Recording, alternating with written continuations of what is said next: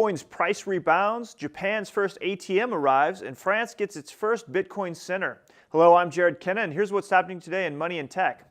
Bitcoin's price has stabilized back up around $500, following a recent plunge below $400, likely due to concern over regulatory uncertainty in China, as well as extensive tax implications in the U.S. As trust in the Bitcoin ecosystem returns, Sir Richard Branson reaffirmed his commitment to the digital currency in an article with Delta Sky magazine, calling it the pioneer of a global currency. Japan's first Bitcoin ATM arrived at the warehouse of its new owners, import company Raimu, on Thursday. The company plans to install the Robocoin machine in Suzuka City soon.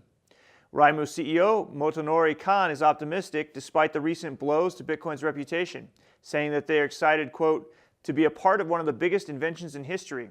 Ossian Smythe has become Ireland's first Bitcoin-friendly politician, accepting the digital currency for his campaign in the upcoming local election in seaside Irish town Dunlaer next month. The Green Party candidate is running on a platform for greater political transparency, promising to publish every document or contract of public interest once he is in office, and praising Bitcoin as one of the most transparent ways of receiving donations.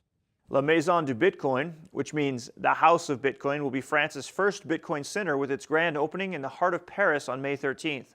The center will be open weekdays to offer co-working space, weekly pitches, and workshops to Bitcoin-related startups, and will be the home for local Bitcoin meetups, as well as its own Bitcoin miner and Bitcoin ATM. And in Cleveland Heights, Ohio, Cedar-Lee Road will soon become the second Bitcoin Boulevard in the world, following in the Netherlands' footsteps. Starting May 1st, a total of 8 local businesses, including Sweetie Fry, Mitchell's Fine Chocolates, The Tavern Company, and Parnell's Pub, will all begin to accept Bitcoin. Sunlot Holdings, the group of interested Mt. Gox investors, has launched a final attempt to save the bankrupt exchange. Their new website, savegox.com, asks for support from creditors to help prevent liquidation, and instead convince a Tokyo court to reconsider the proposal for rehabilitation. The group fears that liquidation would be good for neither Mt. Gox creditors nor Bitcoin's reputation with the general public and regulators, hoping instead to provide restitution to customers and restore faith in the digital currency. Members of the group have already confirmed that creditors owning over 70% of the exchange's lost Bitcoins are in support of the revival plan. The New York City Bitcoin Center will be home to a Bitcoin-themed music festival on Saturday, May 3rd, led by local New York musician Ross Mincer. The event will be a celebration of humanity, music, and cryptocurrency, intended to create a platform for digital currency enthusiasts to bond. As Mincer put it, in music we have freedom of expression. Bitcoin gives us that same feeling in finance, but I believe that's only the beginning. Cosign Coin has launched their new secure Bitcoin escrow service, which uses multi-signature wallets and transactions to offer users protection from theft and fraud.